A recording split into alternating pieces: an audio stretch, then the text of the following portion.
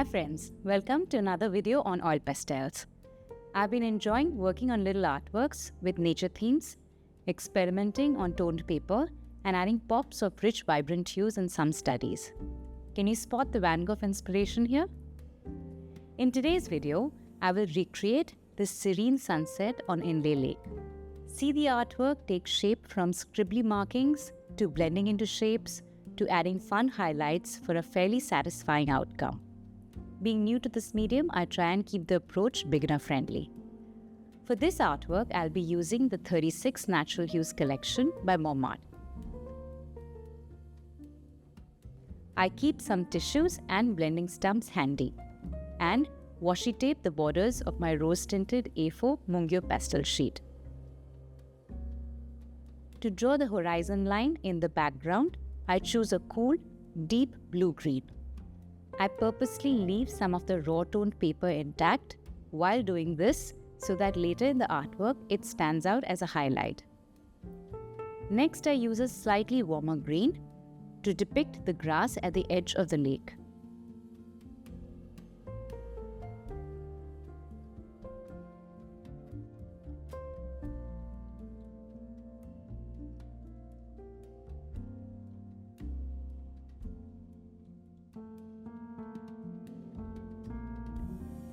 And an earthy pink-brown for distant shoreland. Using warm golden yellow and a vibrant pink, I mark out the cloud highlights, both in the sky as well as in the lake as reflection.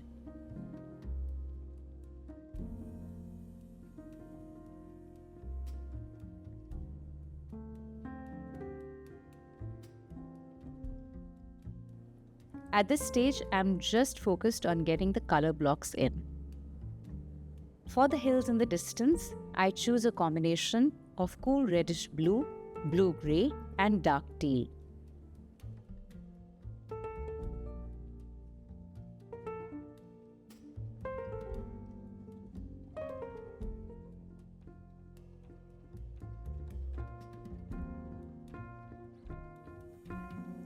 Then, with cooler yellows, I soften the clouds and reflection. Through the video, you will observe that I often use the lightest value of the hues in the set to blend, for example, buttermilk, seen here, which is a very pale, cool yellow.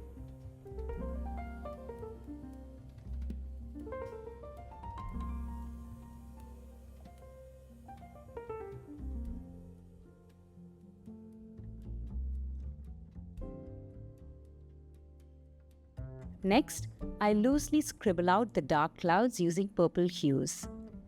Yellow and purple are complementary colors. That is, they sit on the opposite side of the color wheel. And hence, when placed next to each other in a composition, they create the strongest contrast and make each other stand out.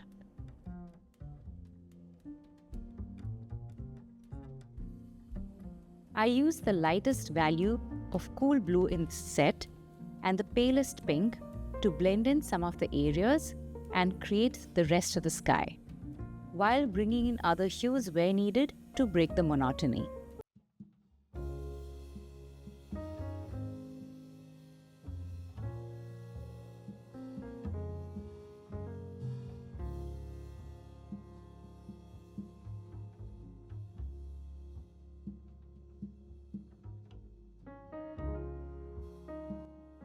At this stage, everything looks so raw and shapeless, but I keep calm and continue, trusting that it will all come together when I start to blend these soft hues together.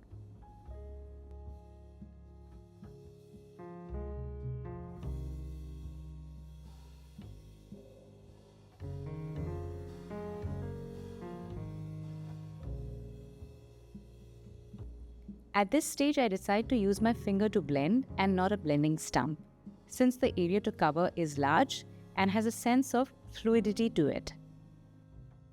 Avoiding greens when I touch yellow and blue hues together turns out to be tricky. I keep a paper towel handy to keep wiping off my fingers as I blend to avoid muddying the hues.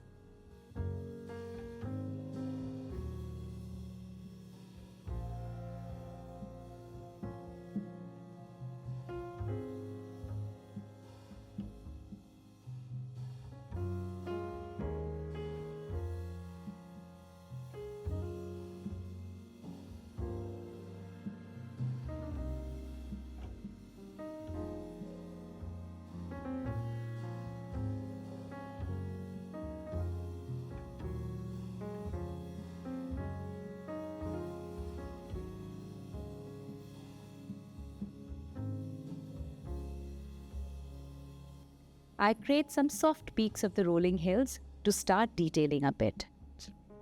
A lot of the process of creating, I feel, is reliant on what the eye sees and the mind imagines. So I enjoy this process of building up.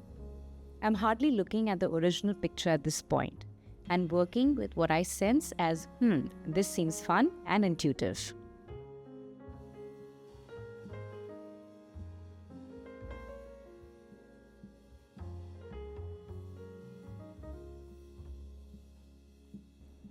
I darken the shadows in the horizon with a muted brick red.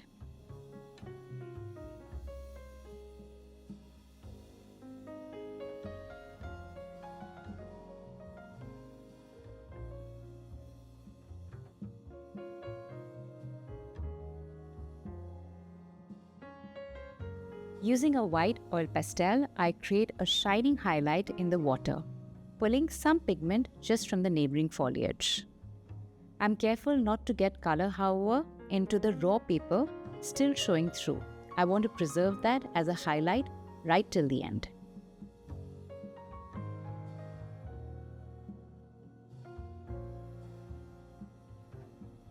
I follow the same principles while doing the lakeside, starting with the lightest value highlights on some of the prominent leaves using a beautiful cool bud green, a warmer leaf green, and filling up the grassy side with hooker's green.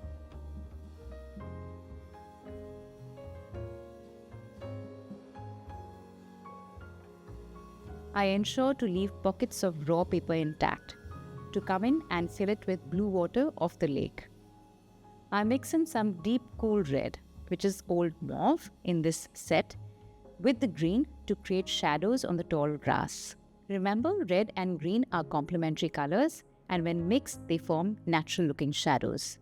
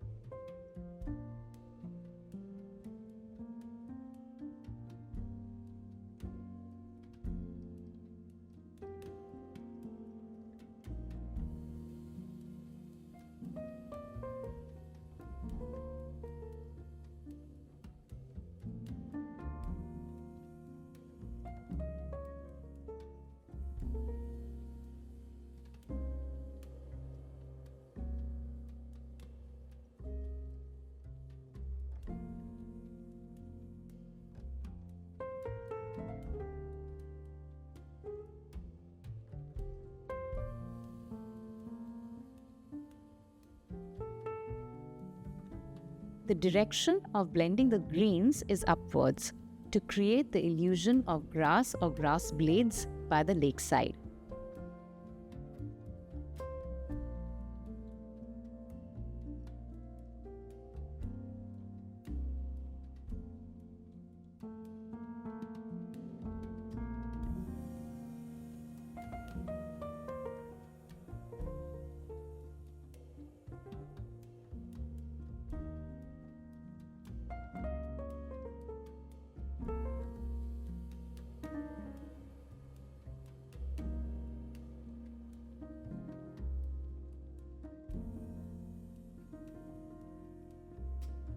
I touch up some of the lost highlights.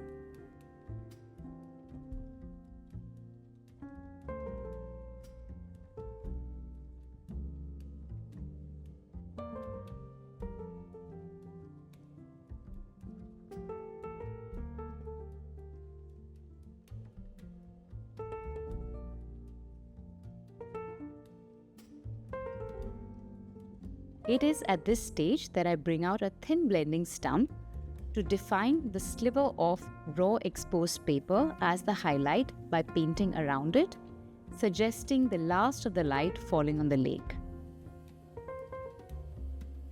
I also define some of the hill slopes using this blending stump.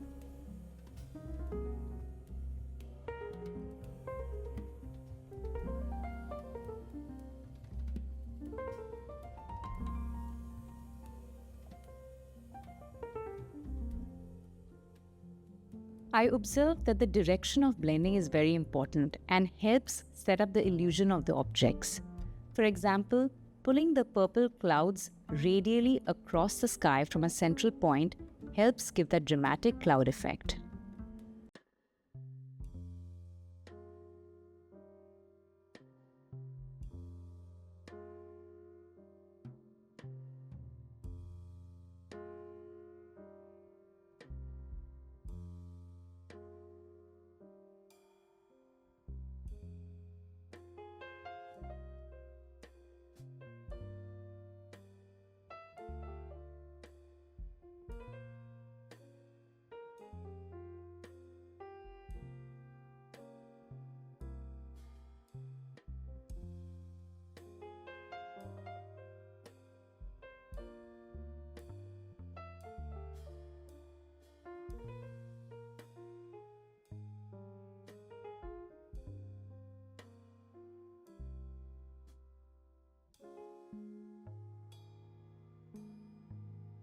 One of the most fun parts was in the end, where I drew out the fence lines and their reflection.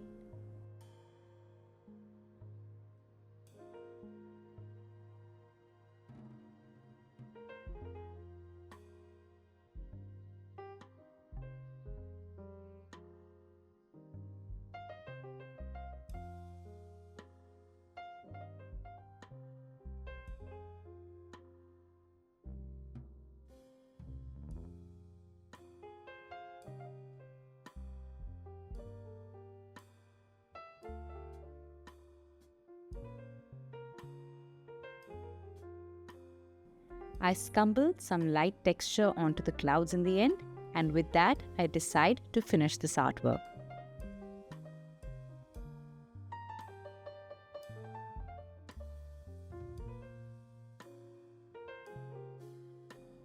Friends, I hope you enjoyed this video. If it inspired you to try something new or revisit oil pastels, I'd love to know. Feel free to drop a comment, share your thoughts, or even tag me if you create something inspired by this scene. Don't forget to like and subscribe if you'd like to see more such art explorations with this medium. Until next time, keep creating, experimenting, and enjoying the process.